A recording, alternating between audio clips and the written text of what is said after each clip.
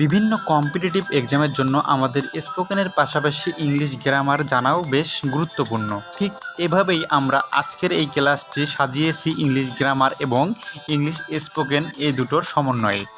এজন্য আমাদের বেসিক কিছু থিওরি জানা প্রয়োজন। থিওরি নাম্বার 1, কোনো কিছু করতে বোঝালে আমরা টু প্লাস ভার্বের বেস ফর্ম ব্যবহার করতে পারি।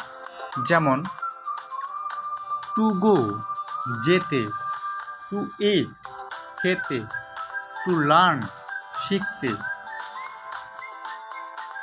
থিওরি নাম্বার 2, কাউকে কিছু শুরু করতে বলতে আমরা start plus verb plus ING এই স্ট্রাকচারটি ব্যবহার করতে পারি। এক্সাম্পল, স্টার্ট রাইটিং লেখা শুরু করো, স্টার্ট রিডিং পড়া শুরু করো, স্টার্ট প্লেয়িং খেলা শুরু করো।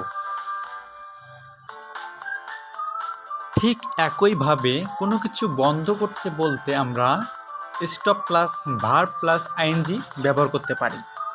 এক্সাম্পল, স্টপ রাইটিং লেখা বন্ধ করো, স্টপ রিডিং পড়া বন্ধ করো।